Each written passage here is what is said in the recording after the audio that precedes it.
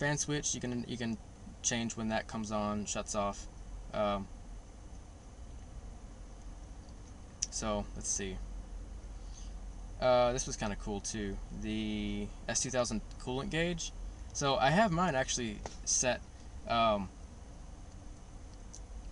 It starts at 140 degrees Fahrenheit and it steps up 20 degrees Fahrenheit every time. So I only really care about, I don't really care about anything below 140. It'll hit 140 pretty fast because, I mean, it should be.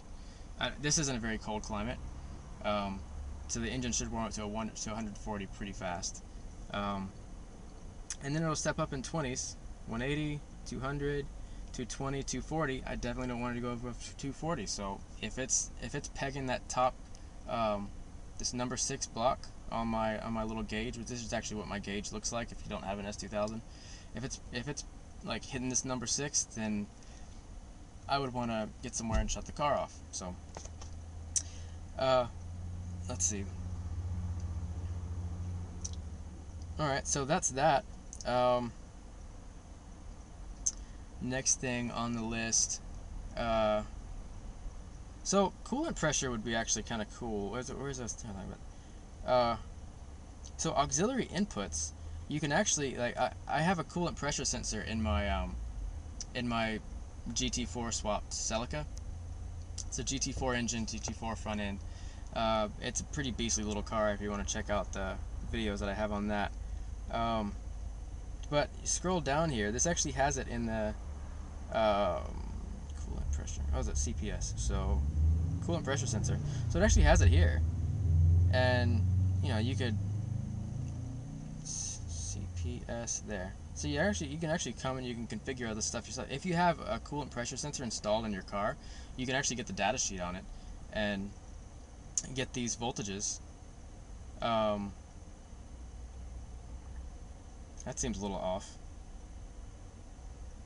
Half a volt, 1.5 volts, 130 volts, 0 volts, 12.64 volt. This is kind of strange. That's why I don't know why that is. That's I just saw that just now, but that should not be like that.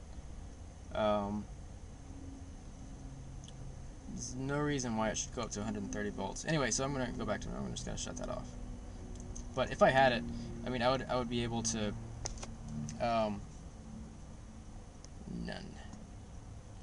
So if I had it, I would be able to monitor my coolant pressure sensor. I mean, I haven't looked that much in the settings on this, but if you could tell your car to shut off if you lose coolant pressure, then that would be what you want. I mean, say you're driving along and it's at like 15 psi, and then pressure starts dropping, 14, 13, 12, 11, 10, 9, you know, and it's like it's counting down to imminent destruction. That was lame, I know. So you don't have to laugh. So if you were here near me, you would have to laugh because it'd make me feel better, even if it was a cheesy joke. So talking about it doesn't make it any better. I'm wasting your time. Sorry.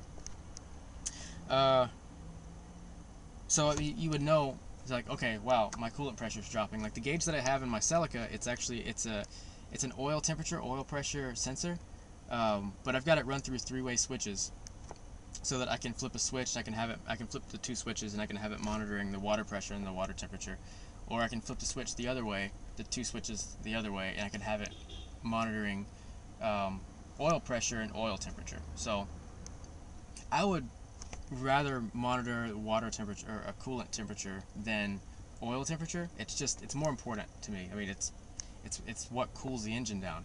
I mean, yeah, when you really think about it, oil is a lot more important, but because you want to keep everything lubricated, but because I mean, you can overheat your car, and you can actually, you know, it's usually still salvageable. You can still, like, you know, let it cool down, put some coolant in it. If you run your car out of oil, so if you lose oil pressure, you're kind of stuck. So I know I'm rambling. I should be talking more about this, but the coolant pressure versus oil pressure, I don't know. Actually, this whole past couple minutes has been pointless. I apologize for that. Back to this. So the onboard pressure sensor that the Haltech has built into it, I'm using for barometric pressure. So there's a brief second whenever you first turn the car on. It's right before, like if you're using one sensor for both, right before the engine starts running, it measures barometric pressure, and then whenever you start the engine, it shuts it off as a barometric pressure sensor, and it starts using it as a manifold absolute pressure sensor, which is what I talked about earlier. Now, if you have both of them installed, if you have two different pressure sensors, and in this case I do, I'm using the factory one, the factory Haltech one that's built into the box, is what I mean. I'm using that as the barometric pressure sensor, so it means always measuring barometric pressure. So it's if I'm going in like ridiculous changes in altitude, like I'm driving up and like 5,000 feet into the mountains, like I don't have to turn the car off and then turn it back on for it to measure the new barometric pressure. That's kind of the advantage of that. I mean, it's not something that you have to set up, but